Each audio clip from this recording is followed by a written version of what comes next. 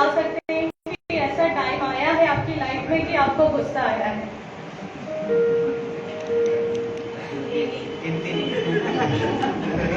Please मुझे दिखाई, मुझे देखना है कितने लोग ऐसे कह सकते हैं कि ऐसा टाइम आया है जब आप कह सकते हैं कि आपको गुस्सा आया है।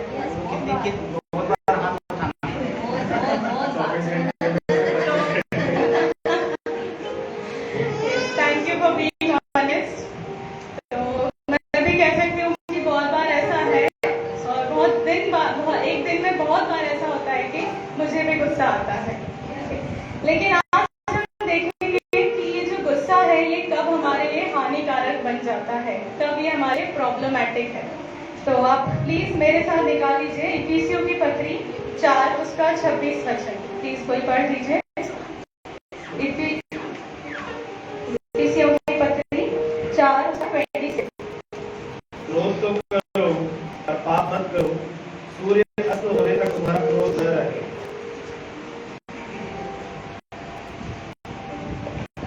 एक बार फिर से पढ़ लीजिए प्लीज। क्रोध तो करो पर पाप मत करो, सूर्य अस्त होने तक तुम्हारा क्रोध न रहे। बाइबल क्या कहती है? क्रोध तो करो। बाइबल में लिखा है क्रोध तो करो, लेकिन उसके बाद की जो बात है वो हमें ध्यान रखना है कि क्या नहीं करना है, हमें पाप मत करो। हालेलुया। तो हमारे जो परमेश्वर है वो प्रैक्टिकल परमेश्वर है। उन्होंने कुछ इमोशंस हमें नेचुरली दिए हैं ना, हैप्पीनेस, सैडनेस, जॉय, एंगर। तो परमेश्वर ये नहीं कहते कि अपने गुस्से को तुम क्या करो, दबाओ। परमेश्वर कह रहा है, उनका वचन कह रहा है कि गुस्सा करो, लेकिन हमें क्या ध्यान रखना है कि गुस्से में हमें पाप नहीं करना है। तो आज हम यही देखेंगे कि किस तरह से हम हमारे एंगर को डील कर सकते हैं, मैनेज कर सकते हैं, ताकि हम उसे अच्छे वे में प्रेजेंट कर सकें, जिससे हमारा जो रिश्ता है हमारे पिता के साथ में वो ना बिगड़े। आइए प्रार्थना करें। प्रभु जी आपका धन्यवाद हो आज के समय के लिए। प्रभु जी जब आपके वचन को लेकर मैं खड़ी होती हूँ प्रभु, होने दे राजा, बोलने वाली मैं नहीं बट मेरे द्वारा आप अपने लोगों से बात करें जैसे आपने मुझे सिखाया है परमेश्वर। होने दे राजा आज यहाँ पर हम सब उस बात को सीख नहीं पाए। परमेश्वर पिता हमारी जो चलन है आपके साथ में, जो वॉक है, उसको और बेहतर कर सके परमेश्वर पिता। आप सहायता और मदद करें, अपने अभिषेक से भरने प्रभु जी, और सभी के मन को परमेश्वर पिता अपनी ओर खींचे रखें और अपने लोगों से आप बात करें। मैं अपने आप को दीन करती हूँ परमेश्वर, मैं नहीं बट आप ही को महिमा मिले राजा। आपके हाथों में सौंपती हूँ यीशु मसीह के नाम में मांगती हूँ, आमीन। तो मेरा जो टाइटल है आप सबको पता है, the best way to manage your anger. हमारे गुस्से को हम किस बेहतर रीति से हम कंट्रोल कर सकते हैं, मैनेज कर सकते हैं। तो प्लीज आप मेरे साथ निकाल लीजिए जेनेसिस 4 उत्पत्ति 4 और 1 से 8 तक। प्लीज कोई उसे जोर से पढ़ लीजिए। उत्पत्ति 4 1 से 8। ये स्टोरी हम सबको पता है। जब आदम अपनी पत्नी हव्वा के पास गया तब उसने गर्भवती होकर कैन को जन्म दिया और कहा, मैंने यहोवा की सहायता से एक पुरुष पाया है। फिर उसने उसके भाई हाबिल को भी जन्म दिया। हाबिल भेड़ बकरियों का चरवाहा बन गया, परंतु कैन भूमि पर खेती करने वाला किसान बना। कुछ दिन के पश्चात कैन यहोवा के पास भूमि की उपज में से कुछ भेंट ले आया और हाबिल भी अपनी भेड़ बकरियों में से कई पहिलौठे बच्चे भेंट चढ़ाने के लिए ले आया और उनकी चर्बी भेंट चढ़ाई। तब यहोवा ने हाबिल और उसकी भेंट को तो ग्रहण किया, परंतु कैन और उसकी भेंट को उसने ग्रहण न किया। तब कैन अति क्रोधित हुआ और उसके मुंह पर उदासी छा गई। तब यहोवा ने कैन से कहा, तू क्यों क्रोधित हुआ और तेरे मुंह पर उदासी क्यों छा गई है? यदि तू भला करे तो क्या तेरी भेंट ग्रहण न की जाएगी, और यदि तू भला न करे तो पाप द्वार पर छिपा रहता है और उसकी लालसा तेरी और होगी और तुझे उस पर प्रभुता करनी है। तब कैन ने अपने भाई हाबिल से कुछ कहा, और जब वे दोनों मैदान में थे तब कैन ने अपने भाई हाबिल पर चढ़कर उसे घात किया। तो ये स्टोरी हम सबको पता है दो भाइयों की, कैन और एबल। इंग्लिश में एबल है, हिंदी में कैन और हाबिल। तो ये दोनों भाई जो थे, हम जानते हैं कि जो कैन था वो एक फार्मर था, किसान था। और एबल उसका भाई वो भेड़ों को चराने वाला। और हम देखते हैं कि दोनों अपने अपने जो सैक्रिफाइसेस हैं वो परमेश्वर के चरणों में लाते हैं, है ना। और फिर हम देखते हैं कि यहाँ पर किसका सैक्रिफाइस परमेश्वर ने ग्रहण किया? हाबिल का। और केन का ग्रहण नहीं किया, जिसके कारण केन के मन में क्या हुआ? क्रोध आया, है ना। और फिर क्रोध में वो क्या कर देता है? अपने भाई की हत्या कर देता है। तो जब इसको स्टडी कर रही थी कि ऐसा क्या था हाबिल के सैक्रिफाइस में कि वो ग्रहण योग्य था, तो उसमें बहुत सारे लोगों के अपने अपने ओपिनियंस हैं। तो उसमें से मैंने कुछ 3 ओपिनियंस लिखे हैं, वहाँ मैं आपसे शेयर करूंगी। तो कुछ लोगों का कहना है कि क्योंकि उसने अपने फ्लॉक को क्या करा था? मारा था, मतलब अपनी भेड़ को मारा था और वहाँ पर ब्लड शेड हुआ, खून वहाँ पर बहा गया, तो इसलिए वो परमेश्वर को ग्रहण योग्य हुआ होगा। ठीक है, क्यों? क्योंकि पहले जब आदम और हवा ने पाप किया तो परमेश्वर ने भी उनको जो स्किन पहनाई थी एनिमल को मारकर ही, वो उनका जो कवर करा था, उनको जो स्किन पहनाई थी, तो वहाँ पर भी पाप के लिए क्या हुआ था? लहू का बलिदान हुआ था। तो यहाँ पर भी पहला एक रीजन ऐसे कहते हैं लोग कि हो सकता है क्योंकि उसने फ्लॉक को मारा, अपनी भेड़ को मारा, तो वहाँ पर खून का बलिदान था, इसलिए शायद उसका जो सैक्रिफाइस था वो ग्रहण योग्य था। दूसरा जो ओपिनियन है लोगों का, वो जैसा हमने इसमें पढ़ा, इसमें लिखा है कि वो अपने जो फ्लॉक्स का पहला ना फर्स्ट फ्रूट लेके आया था, पहलौठा लेके आया था। तो हो सकता है कि ये भी एक रीजन हो कि परमेश्वर को वो पहलौठा उसने दिया, बेस्ट दिया होगा, इसलिए परमेश्वर को वो ग्रहण योग्य हो। और कुछ लोग कहते हैं कि परमेश्वर हमारे हार्ट को जानता है, परमेश्वर हाबिल के हार्ट को जानते होंगे, और किस हार्ट से वो परमेश्वर के लिए वो सैक्रिफाइस लाया होगा, इसलिए परमेश्वर ने उसका सैक्रिफाइस को ग्रहण किया। तो कुछ ऐसा था उसकी सैक्रिफाइस में जिसमें हम श्योरिटी से नहीं कह सकते कि क्या था। इन तीनों में से कौन से रीजन थे, या और भी रीजन हो सकते हैं, बट कुछ ऐसा था जिसके कारण परमेश्वर के चेहरे पे मुस्कान आई ना हाबिल के सैक्रिफाइस को देखकर। लेकिन केन का जो सैक्रिफाइस था वो परमेश्वर ने ग्रहण नहीं किया, और वो क्या करता है? इसके कारण मर्डर कर देता है अपने भाई का। पहला मर्डर जो बाइबल में रिकॉर्ड हुआ है, केन ने हाबिल का किया, है ना। क्यों किया? क्यों हुआ वो मर्डर? जलन। क्यों? क्योंकि उसने उससे डील नहीं किया। बेटर होता कि वो हाबिल से बात कर लेता, वो अपना गुस्सा हाबिल पर बोल कर निकाल देता, या वो परमेश्वर को अलाउ करता, लेकिन उसने क्या करा? खुद से हैंडल करने की कोशिश की। तो आज हम यही देखेंगे, जब हम खुद से कोई भी चीज हैंडल करने की कोशिश करेंगे तो we will end up getting fail, हम उसे नहीं कर पाएंगे। ओके, तो अब आप सोच रहे होंगे कि ये तो बहुत मतलब बड़ा ही उसने पाप किया था, उसने मर्डर किया था, हम में से तो किसी ने इतना बड़ा कोई पाप नहीं किया है, तो हम क्यों इसके बारे में पढ़ें। लेकिन जब मैं इसे पढ़ रही थी तो मैं जब मैथ्यू 5 में आई, हम सब इसे पढ़ चुके हैं ना, मत्ती 5, तो यहाँ पर यीशु मसीह बहुत सारे पापों के बारे में बात कर रहे हैं, है ना। और यीशु मसीह ने कहा है कि पाप वो नहीं है जो एक्चुअली में कर रहे हैं, जो एक्शन में है, लेकिन something that is going on inside, कुछ वो जो अंदर चल रहा है। जैसे एग्जाम्पल के लिए पुराने नियम में लिखा है कि अगर आपने वाकई में किसी की हत्या की है तो वो पाप है, लेकिन नया नियम क्या कहता है कि अगर आपने अपने भाई को मूर्ख कहा है तो वो क्या है? वो पाप है ना। पुराने नियम में लिखा है कि अगर वाकई में किसी ने अडल्ट्री की है, व्यभिचार किया है, तो वो पाप है। लेकिन नया नियम में यीशु मसीह क्या बताते हैं कि अगर तुमने किसी को लस्टफुली देखा, उसके बारे में सोचा अपने मन में गंदा, तो वो क्या है? वो पाप है। तो ये बहुत डीपर है। एंगर हमें, अगर हमने उसको नहीं रिजॉल्व किया, अगर वो हमारे मन में भी है, मतलब वो हमारा जो वॉक है परमेश्वर के साथ को उसको हैम्पर कर रहा है, तो हमें उसको डील करना बहुत ज़्यादा ज़रूरी है। फिर कुछ मैं डिटेल्स पढ़ रही थी एंगर के बारे में कि एक्चुअली एंगर है क्या। तो ये तो नेचुरल इमोशंस है, और लोग इसको कैसे अलग अलग तरह से हैंडल करते हैं, डील करते हैं। तो मैंने देखा कि एंगर जब किसी को आता है, किसी को जब गुस्सा आता है, तो लोग ना 2 तरह से उसको डील करते हैं। तो पहला क्या होता है कि लोग अपने आप को उसमें लिखा है क्लैम अप वर्ड है इंग्लिश में। तो क्लैम अप मतलब क्या होता है, अंदर भर लेते हैं। जैसे ही गुस्सा आया वो चुप हो जाएंगे, है ना। बॉटल अप, एकदम कुछ भी नहीं बोलेंगे। उनकी तेज तेज सांसें चलेगी बट उनके मुंह से कुछ भी शब्द नहीं निकलेगा। और दूसरा जो है वो क्या है बताइए,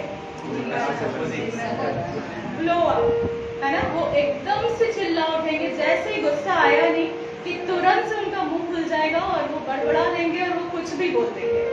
और क्या आपने ये नोटिस किया है कि जिससे हम प्यार करते हैं वो हमें इजीली हर्ट कर देते हैं अपने शब्दों से। यस, तो किसी ने बहुत अच्छा ये कहा है, एक कोट से जो मैंने लिखा था कि mouth move faster than mind, mouth move faster than mind. हमारा जो मुंह है वो दिमाग से ज्यादा तेज चलता है, राइट। तो इसके कारण क्या होता है, लोग भी आसानी से हर्ट हो सकते हैं, है ना। अब फिर जब मैं इसे आगे पढ़ी थी तो मुझे कुछ इंटरेस्टिंग और मिला। तो उसमें लिखा था कि कुछ साइंस हैं जो हमें पता होना चाहिए लोगों के बारे में भी, और ये हम अपने आप को भी आज एनालाइज करें कि अगर हम में ये 3 में से कोई सी बात है तो हम भी कहीं ना कहीं अनरिजॉल्व एंगर से गुजर रहे हैं, कोई ऐसी बात से गुजर रहे हैं जिसको हमने डील नहीं किया है परमेश्वर के साथ और वो लोग के साथ। तो जो ऐसे लोग रहते हैं उनमें क्या रहता है, पहली बात रहती है उनमें क्रिटिकल स्पिरिट।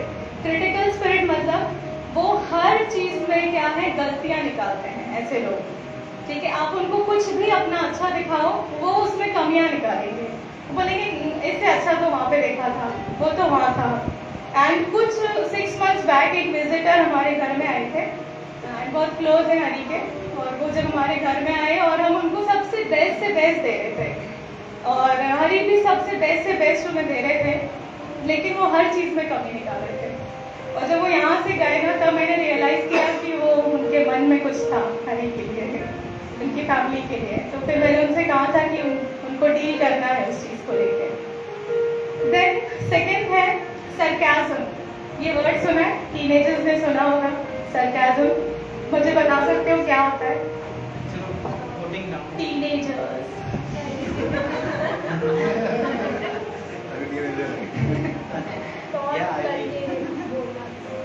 टॉन्ट करके बोला। Okay, now everybody can say putting down, ठीक है। और कोई इंसल्टिंग इन फनी वे, इंसल्टिंग इन फनी वे, ठीक है। और कोई ट्राई करेगा? सरकाज़म सुना है, सबने सुना है, ये सरकास्टिक होना, ठीक है। तो मैं बताती हूँ कि जब आप बोलते कुछ हो और आप उसका ऑपोजिट मीन करते हो, जैसे कि फॉर एग्जांपल आपने आपके दोस्त को बुलाया 9 बजे मिलने के लिए और वो आ रहा है 10 बजे, तो आप उसको बोल रहे हो अरे वाह टाइम से आ गया, बहुत पंचुअल है। तो ये है सरकाज़म, बट इसमें भी क्या है, एक लिमिट है, ठीक है। हम हमेशा नहीं बोल सकते कि जब कोई थोड़ा बहुत सरकाज़म करता है तो उसके अंदर कोई प्रॉब्लम है, बट जब कोई इसे ओवर कर रहा है, वो हर बात में सरकास्टिक हो रहा है, तो मतलब कहीं ना कहीं उसमें प्रॉब्लम है, उसको कुछ चीज है जो ट्रबल कर रही है या उसने कुछ दबा कर रखा है। और तीसरा है बिटरनेस, कड़वाहट, ठीक है। तो ये लोग क्या होते हैं, बहुत ज्यादा नेगेटिव, वो अपने आप के लिए भी नेगेटिव है और वो सामने वाले के लिए भी नेगेटिव है, हमेशा नेगेटिव ही बोलेंगे कि मेरा कुछ नहीं होगा, कुछ नहीं है, ये खत्म हो जाएगा, तू ये सब पढ़ के भी क्या कर लेगी, क्या कर लेगा, कुछ नहीं होना है। वो इतना ज्यादा बिटर रहते हैं, है ना। आप प्लीज एक वचन आप मेरे साथ निकालिए, हिब्रू मतलब इब्रानियों की पत्री 12, 14 और 14 से 15 तक। Hebrew 12, 14 and 15। सबसे मेल मिलाप रखो और उस पवित्रता के खोजी हो इसके बिना कोई प्रभु को कदापि न देखेगा।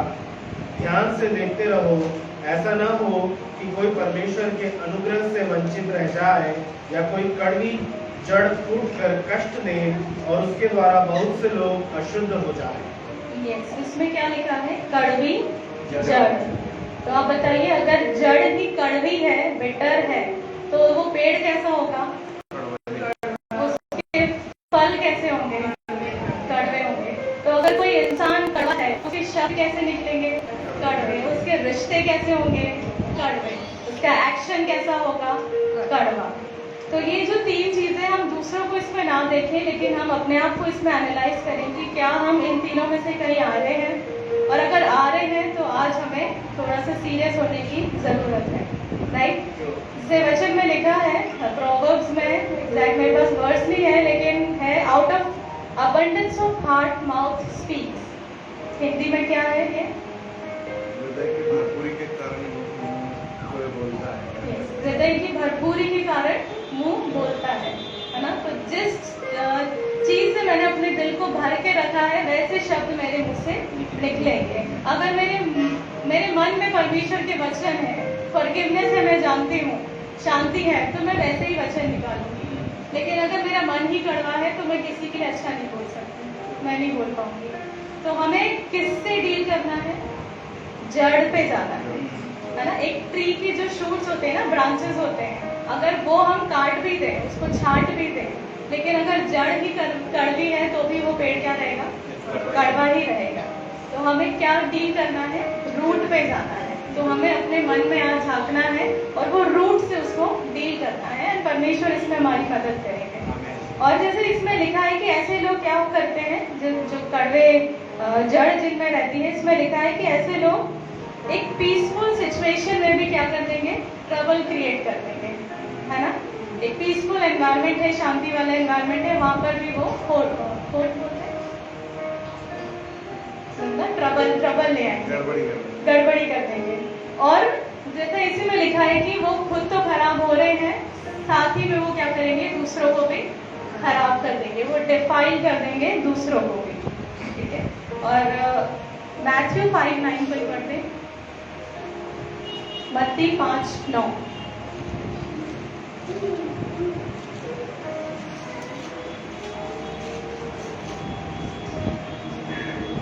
धन्य है वे जो मेल कराने वाले हैं, क्योंकि वे परमेश्वर के पुत्र कहलाएंगे। हालेलुया। परमेश्वर ने हमें क्या बोला है कि हम क्या हैं? हमें क्या बनना है? मेल कराने वाला। परमेश्वर चाहते हैं हमसे कि हम मेल कराने वाले बने, और अगर हम ये नहीं करते हैं तो हमारे अंदर भी मतलब वो बिटरनेस की रूट है। तो हम भी क्या करेंगे कि एक पीसफुल सिचुएशन में ट्रबल क्रिएट कर देंगे, या तो हम दूसरों को भी हमारे कारण खराब कर देंगे।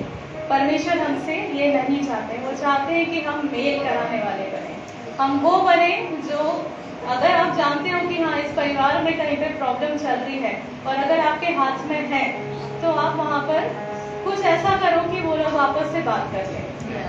अगर आपके फ्रेंड्स लड़ाई कर रहे हैं और अगर आपके हाथ में है, तो वहाँ पर आप कुछ ऐसा करो कि वो दोनों की वापस से दोस्ती हो जाए। तो बीते सालों में हमारे परिवार में भी कुछ ऐसा हुआ था कि एक पर्सन के कारण हमारी जो 2 फैमिलीज हैं उसमें कुछ प्रॉब्लम्स आ गई थी, और कोई भी अच्छे से बात नहीं कर रहा था।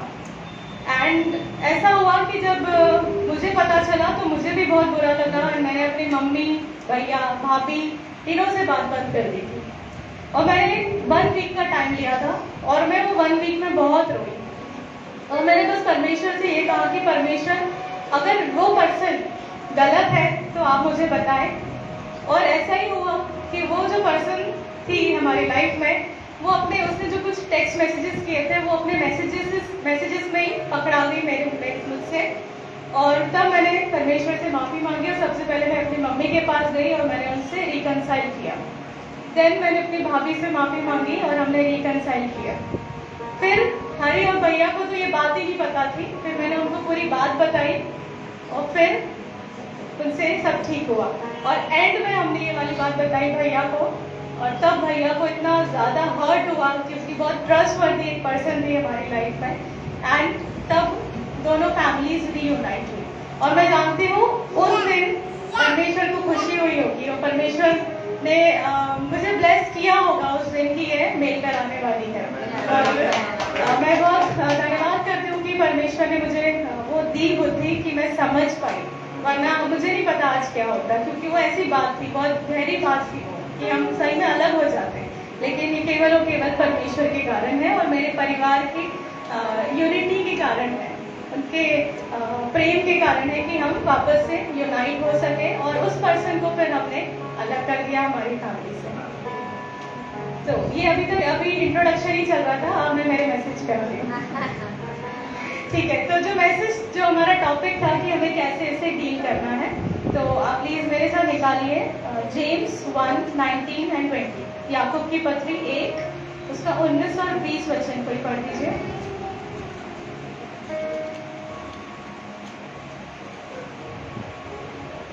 हे मेरे प्रिय भाइयों, यह बात तुम जान लो, हर एक मनुष्य सुनने के लिए तत्पर और बोलने में धीरे और क्रोध में धीमा हो, क्योंकि मनुष्य का क्रोध परमेश्वर के धर्म का निर्वाह नहीं कर सकता। हालेलुया। हालेलुया। यहाँ पर कैसा लिखा है कि slow to speak and quick to listen. बोलने में क्या है? धीमा होना है, और सुनने में तत्पर होना है ना। इसीलिए किसी ने कहा है कि इसीलिए हमको क्या दिए, 2 कान दिए हैं और 1 मुंह दिया है, लेकिन हम क्या करते हैं? ऑपोजिट करते हैं इसका। हम सुनते कम है और बोलते बहुत ज्यादा है ना। जब से मैं अपनी पढ़ाई करके आई हूँ एज ए काउंसलर, हमने तो वहाँ ट्रेनिंग ली है कि हमें एक अच्छा लिसनर बनना है। हमें लोग जब हमसे बात कर रहे हैं तो हमें उनको सुनना है। तो ये तो मैंने ट्रेनिंग ली है। और फिर उसके बाद जब मैं यहाँ पर आई और मैं जितने भी लोगों से मैंने आज तक बात की है, मैंने कहीं पर भी, मेरी भाभी को छोड़ के, आई विल मेंशन इट कि she is a very good listener, लेकिन अनलेस उसके ऐसे वांडल मैंने कोई भी ऐसा इंसान नहीं देखा जो बहुत अच्छा लिसनर हो, कि जब मैं बोल रही हूँ और वो सुने। मैंने जब भी आजमाया है तो यही हुआ है कि अगर मैंने कुछ बोला है और फिर वो अपनी बात निकाल लेते हैं, फिर वो अपना सब कुछ सुनाते हैं। तो मैं परमेश्वर का धन्यवाद देती हूँ कि परमेश्वर ने मुझे वो स्किल दी कि मैं सुन सकूँ। मैं अच्छी लिसनर बन पाई केवल और केवल परमेश्वर के अनुग्रह के कारण है, मेरे प्रोफेशन के भी कारण है। और ये बाइबल का वचन भी कहता है कि हमें एक अच्छा लिसनर बनना है, सुनने वाला बनना है। इसलिए 2 कान है हमारे पास। तो अभी जैसे हम सबको कुछ कुछ रिस्पॉन्सिबिलिटीज दी हैं, हम सब जा रहे हैं घरों में, हम प्रार्थना कर रहे हैं, तो वहाँ पर आप कोशिश करें कि पहले उन्हें मौका दें कि वो आपसे बात करें, वो अपने दिल को खाली करें। जब उन्हें अपने दिल को खाली कर दिया है ना, तो वो पहली स्टेप हो गई है हीलिंग की। वो वहीं पे हील हो गए, पहली स्टेप वहीं हो गई है। फिर सेकंड स्टेप है आप उनको परमेश्वर के वचन, जब दिल खाली कर दिया है ना गंदगी से, तो वचन से भर दीजिए। बट अगर आपने वो खाली नहीं होने दिया, वचन से भर रहे हैं, तो वो नहीं होगा ना। आप प्रैक्टिकली उसे सोच लीजिए कि कैसे पॉसिबल है। तो पहले वो खाली होंगे, फिर आप वचन से भरें, और फिर आप प्रार्थना करें, और फिर आप देखें कि उस इंसान के जीवन में कैसा बदलाव आ रहा है। हालेलुया। तो परमेश्वर के विषय में भी कैसे लिखा है ना कि वो कैसे है, स्लो टू एंगर, है ना। क्रोध करने में हिंदी में क्या है? धीमे, है ना। और दया में अबाउंडिंग इन लव, इन मर्सी। तो दया करने में वो बहुत ज्यादा उतावले है ना, उदार है, अबाउंडिंग इन लव। तो अगर परमेश्वर उल्टे होते, एंकर करने में, गुस्सा करने में जल्दी तत्पर है, तो आज हमारा क्या होता? हम लोग कोई भी नहीं रहते, ये पृथ्वी का ही नाश हो जाता। बट परमेश्वर ऐसे नहीं है, और हमारा जीवन का उद्देश्य क्या है कि हम परमेश्वर जैसे बने ना, यीशु मसीह जैसे बने। तो कोई ऐसा ना हो कि हमारे साथ ऐसा हो कि कभी हमारी बात हो रही हो और कोई ऐसा बोले कि अच्छा वो जो बहुत गुस्सा करती है, अच्छा वो जिसको बहुत गुस्सा आता है, कोई हमको ऐसे ना बुलाए। ठीक है, परमेश्वर ये नहीं चाहते, बट परमेश्वर ऐसा चाहते हैं हमसे कि we will be the one who is slow to anger, जिससे गुस्सा धीमे आता है। ठीक है, परमेश्वर हमसे ये चाहते हैं। ओके, तो कोई आप ऐसे एक डिसाइपल को जानते हैं जो बिना सोचे बोल देता था? पतरस पहले बोल देता था और फिर बाद में सोचता था, है ना। जब यीशु मसीह सब चेलों के पैर धो रहे थे और वो कहता कि नहीं मैं ये नहीं करा सकता, फिर यीशु मसीह ने कहा कि then I have no part with you, मैं नहीं जानता तुम्हें। वो कहता है कि नहीं तो फिर नहला दो मुझे, है ना। और फिर जब उसने कहा कि तुम मेरा इनकार करोगे तो मैं नहीं करूंगा, और फिर हम देखते हैं कि वो 3 बार परमेश्वर का इनकार कर देता। तो हमें थोड़ा सा ध्यान रखना है कि हम पहले सोचें और फिर बोलें। हालेलुया। लेकिन हम इसका ऑपोजिट कर देते हैं, हम बोल देते हैं और बाद में सोचते हैं, लेकिन हमें ऐसा नहीं करना। तो जो कुछ पॉइंट्स है मैंने निकाले थे कि हम इससे कैसे डील करें, तो ये एक बुक है पर्पस ड्रिवन लाइफ, रिक वॉरेन की, और इसमें से मैंने वो पॉइंट्स निकाले थे जो कि मुझे बहुत अच्छे लगे एंड मैं आपसे भी शेयर करूंगी। और इन पॉइंट्स ने मुझे हिला दिया, तो आप भी हिलने के लिए तैयार हो जाइए। ठीक है, तो पहला जो पॉइंट है वो ये है कि जब हम किसी के प्रति गुस्सा को पाल कर रखा है अब हमारे अंदर, या किसी ने हमारे साथ गलत किया है और हम गुस्से में हैं, तो सबसे पहली चीज आपको क्या करनी है?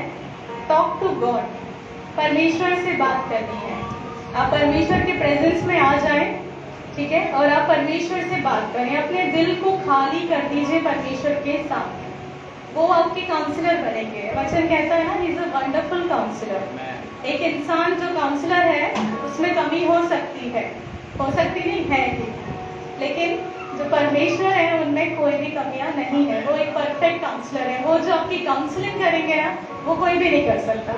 तो आप परमेश्वर के चरणों में आए और अपने दिल को खाली कर दीजिए, है ना। इसको मैं आपको कुछ प्रैक्टिकली करके दिखाना चाहूंगी। तो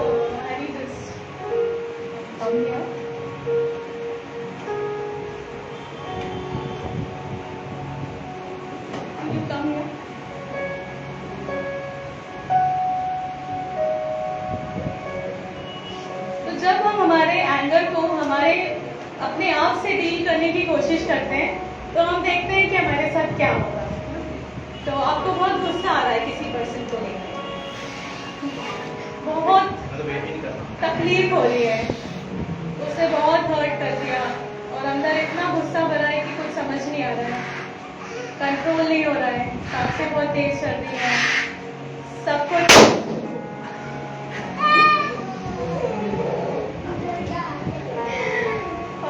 तो ये होता है जब हम उसे अपने आप से डील करने की कोशिश करते हैं, ठीक है। अब एक और एग्जांपल है, आप मुझे देखिएगा।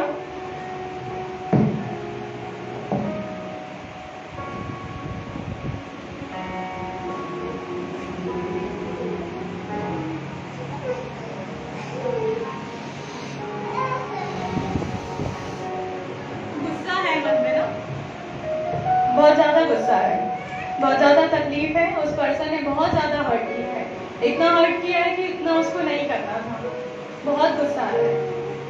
लेकिन मैंने अपना जो फोकस है वो शिफ्ट कर दिया। Lord help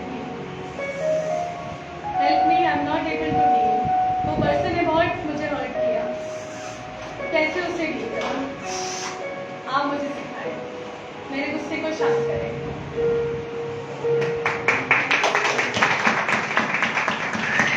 hallelujah. तो हमें परमेश्वर से बात करनी है और आप देखें कि परमेश्वर हमें हल्का कर देंगे। परमेश्वर का वचन ही कहता है ना, अपने बोझ को मुझ पर डाल दो। तो हम अपने पूरे बोझ को खाली करें। दाऊद के विषय में मैंने पिछली बार भी कहा था कि वो कैसे बात करते थे ना, बोलते थे मेरे दुश्मनों की दांत तोड़ दो, ऐसी बात करते थे वो परमेश्वर से। वो जानते हैं कि परमेश्वर वाइज है, वो जो भी डिसीजन लेंगे वो बेस्ट होगा, दांत नहीं तोड़ेंगे, वो जो भी है बेस्ट करेंगे। तो हमें भी परमेश्वर पे रिलाय करना है और उनको अथॉरिटी देनी है कि वो हैंडल करें। अच्छा, आपने फैमिलीज में देखा है कोल्ड वॉर होते हुए, हस्बैंड वाइफ में होता है कोल्ड वॉर, और बेचारे बच्चे फुटबॉल की तरह इधर से उधर किक होते रहते हैं।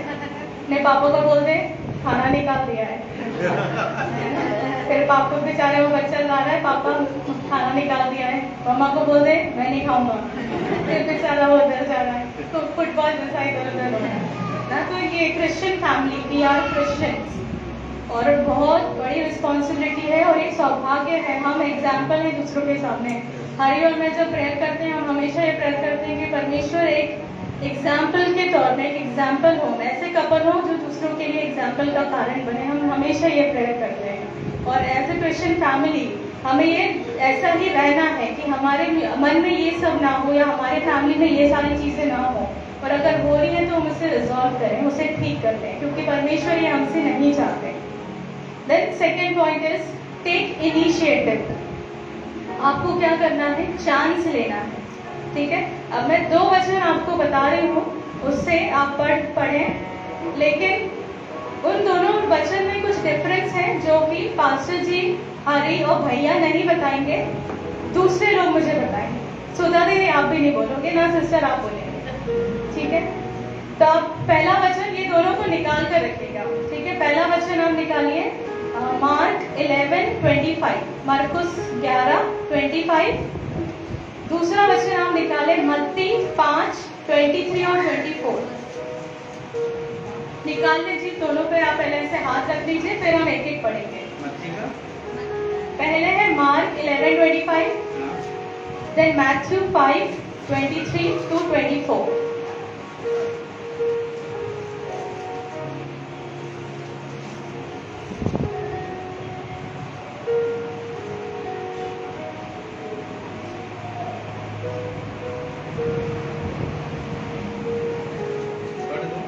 हाँ पढ़ दीजिए, बट हाँ पढ़िए। मत्ती 5:23 से।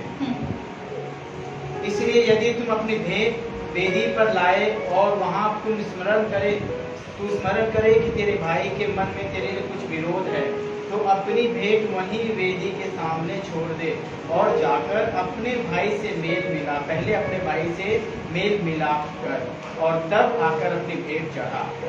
जब तक तू अपने मुद्दई के साथ मार्ग ही में है, उससे झटपट मेल मिलाप कर ले। कहीं ऐसा न हो कि मुद्दई तुझे हाकिम को सौंपे और हाकिम तुझे सिपाही को सौंप दे और तू बंदी गृह में डाल दिया जाए। मार्क 11:25।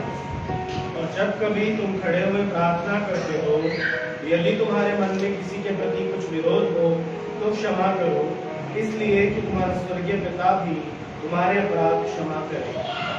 कोई मुझे बताएगा ये दोनों जो वचन हमने पढ़े इसमें क्या डिफरेंस है? आप फिर से पढ़ सकते हैं इसे। Mark 11:25, Matthew 5:23-24। बहुत प्यारा डिफरेंस है जो मतलब मुझे तो हिला दिया है इसमें।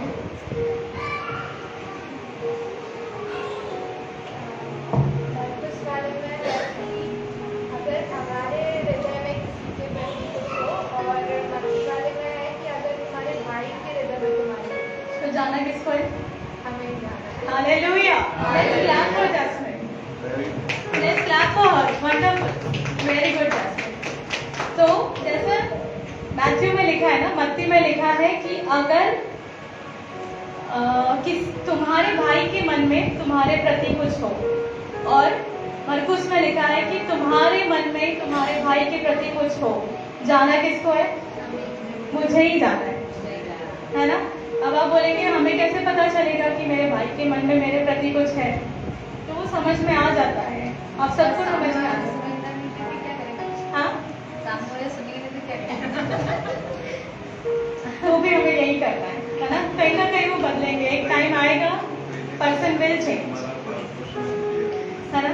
तो कुछ भी सिचुएशन है, हमें जाना है। और ये बहुत डिफिकल्ट है, ये यहाँ से मैं जो बोल रही हूँ ये मेरे लिए आसान है यहाँ से बोलना, लेकिन जब ये एक्शन की बात आएगी तो it's very difficult, very very difficult. लेकिन हम कोशिश करें परमेश्वर की हेल्प से कि वो हमारे हाथ में है, हम उसे कोशिश करें, उसे एक्शन में लेकर आए और हम उस पर्सन के पास जाकर माफ करने की कोशिश करें। और ये माफ करना एक दिन का प्रोसेस नहीं है कि मैंने आज सोच लिया कि इसको मुझे माफ करना है और मैंने बोल दिया कि मैंने तुझे माफ किया तो वो माफ हो गया।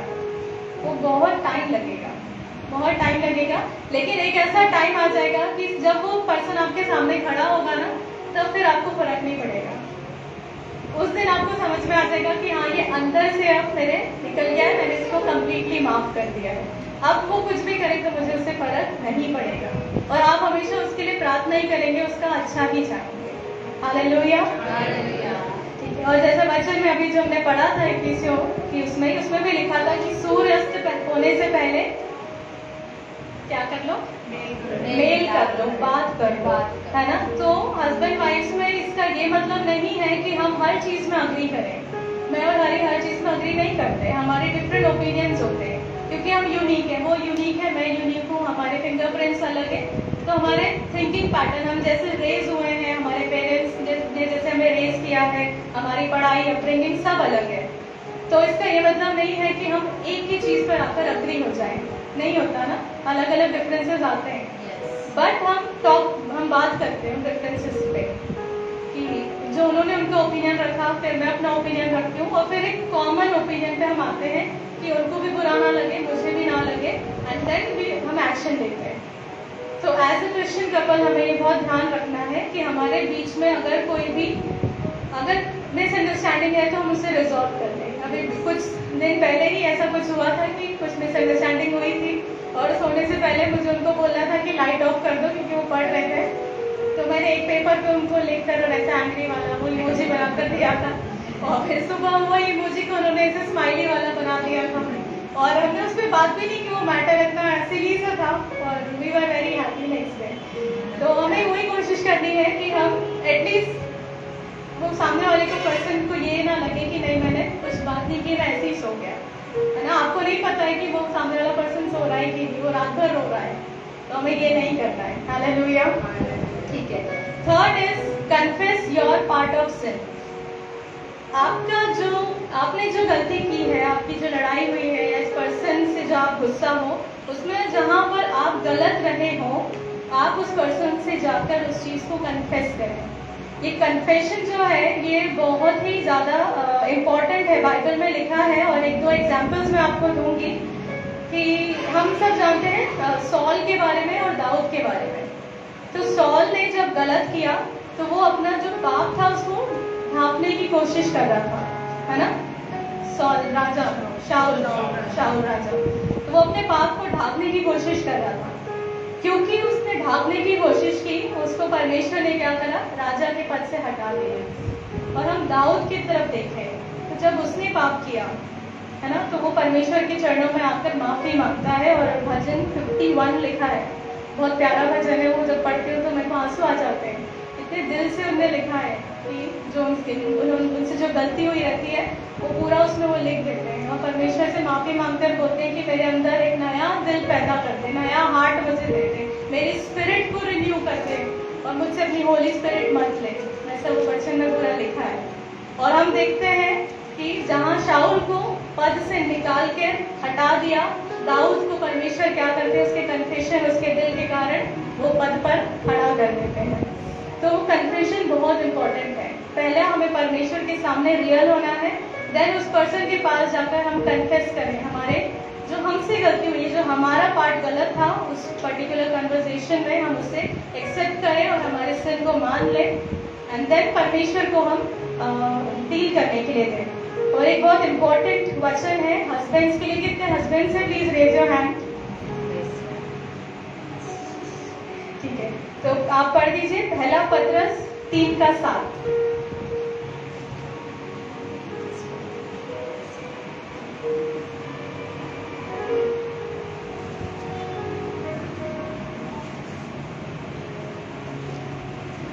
पहला पत्रस 3:7। वैसे ही हे पतियों, तुम भी बुद्धिमानी से पत्नियों के साथ जीवन निर्वाह करो और स्त्री को निर्बल पात्र जानकर उसका आदर करो, यह समझकर कि हम दोनों जीवन के वरदान के वारिस हैं, जिससे तुम्हारी प्रार्थनाएं रुक न जाए। हालेलुया।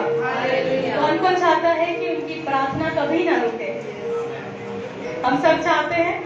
तो हस्बैंड्स, आप जानते हैं अगर आपकी प्रार्थना रुक रही है तो कहीं ना कहीं आपके साथ जो स्त्री है आपने उससे रिजॉल्व नहीं किया है, आपने उसको कहीं ना कहीं अच्छे से ट्रीट नहीं किया है। और परमेश्वर का वचन कहता है कि हमें हमारे साथ जो स्त्री है, मतलब हस्बैंड्स के लिए, उसको वीक पात्र जान के ना, कमजोर पात्र जान के उसका ख्याल रखना, उसका ध्यान रखना है। अगर कुछ बात हो भी जाती है देन आपको वो हेड बनना है और आप ही को झुकना है और आपको चलाना है। और फिर आप देखो कि वो आपके प्रति कैसे समर्पित होती है, वो बनी इसलिए है ना।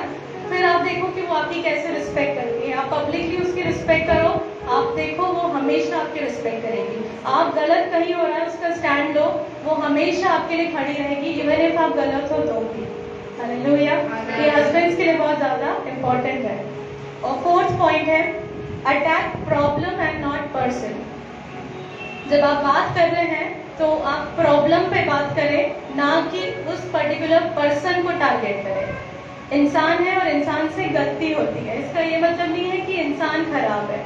तो जो प्रॉब्लम है उस पर बात करें। जैसे प्रॉब्लम फॉर एग्जांपल ये है कि आपके हस्बैंड ने आपको कहा कहा कि प्लीज ये प्रेजेंटेशन मेरे लिए बना देना, मेरा उस दिन प्रेजेंटेशन रहेगा तो तुम ये पीपीटी बना देना। और आप नहीं बना पाए और उसके कारण वो बहुत ज़्यादा गुस्सा हो गए क्योंकि कल प्रेजेंट करना है उन्हें।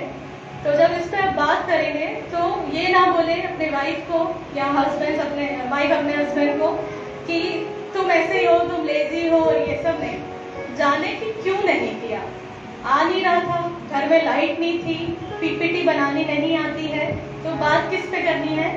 प्रॉब्लम पे बात करनी है, ना कि पर्सन को टारगेट करना है। पर्सन अच्छा है, उसके साथ जो सर्कमस्टांसेस आ जाती है, सिचुएशन आ जाती है, वो उसको मजबूर कर देती है कोई चीज़ करने पे या ना करने पे। तो ये समझना बहुत हमें इम्पोर्टेंट है। हालेलुया। तो हमेशा हम ये ध्यान रखें कि हमें प्रॉब्लम पे बात करनी है।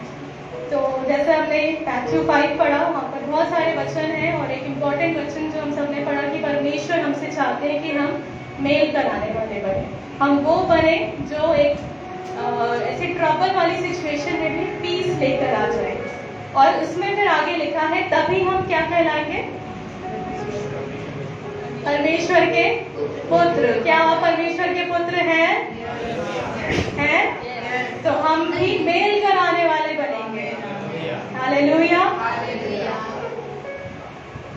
तो अगर हम परमेश्वर के पुत्र हैं तो हमें वो स्टेप लेना पड़ेगा और हमें वो एक्स्ट्रा माइल जाना पड़ेगा। वो डिफिकल्ट है, वो आसान नहीं है। मैं जैसे बोल रही हूँ, मेरे लिए यहाँ से बोलना आसान है, लेकिन वो करना बहुत मुश्किल है। लेकिन जब हम परमेश्वर की हेल्प लेंगे तो परमेश्वर हमारी सहायता करेंगे और उस पर्टिकुलर पर्सन के मन में परमेश्वर काम करेंगे और फिर आप देखना कि आपका जो रिलेशनशिप है वो रिकंसाइल हो जाएगा, वो ठीक हो जाएगा।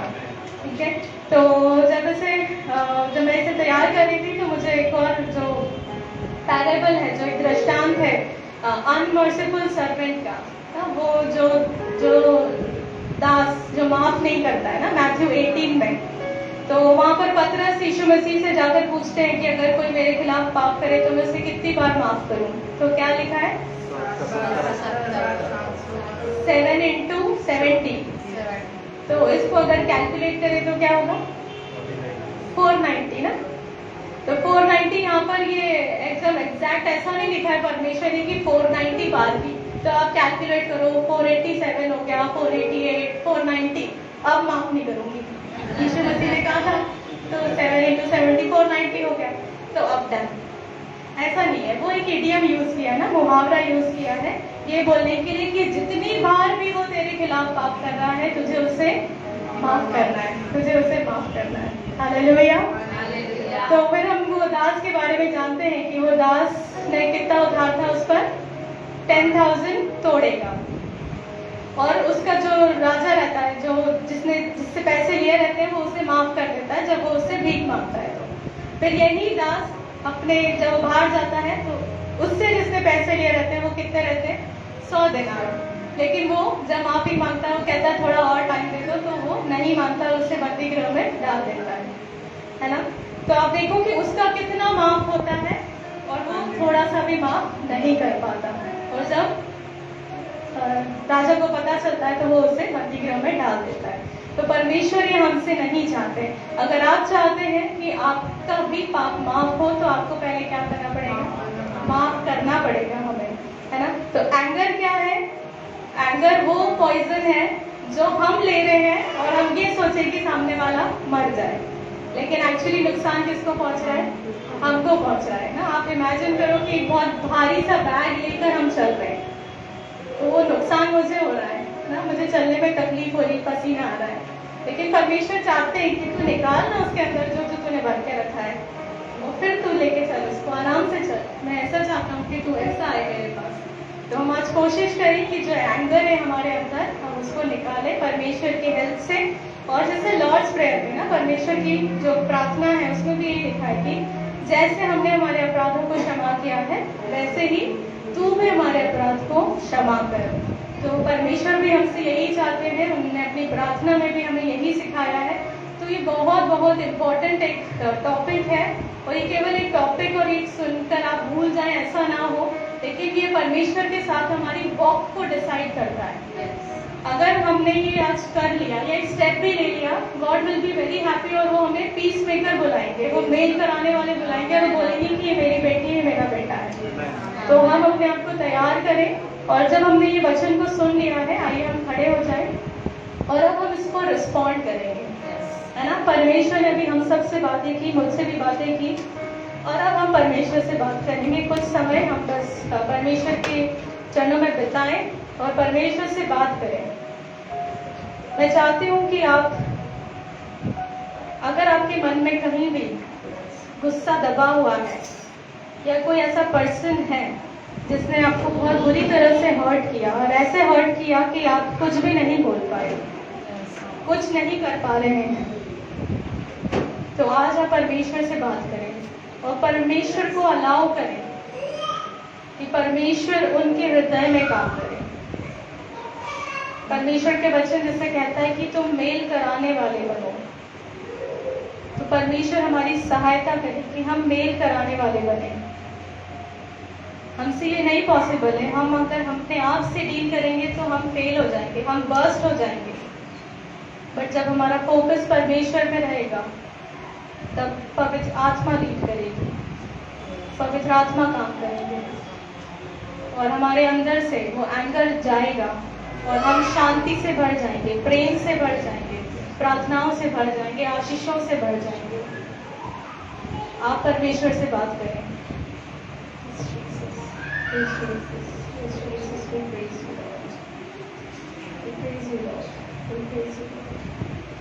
You help them. Holy Spirit, you minister to each one of us today. And you talk, Master. May I receive, the Lord, your word. Help us, Lord, not to only listen, but to walk on it, Father. Though, Lord, it is tough, but Lord, with you everything is possible, Lord. We rely on you, Jesus. We rely on you, Lord. ये वो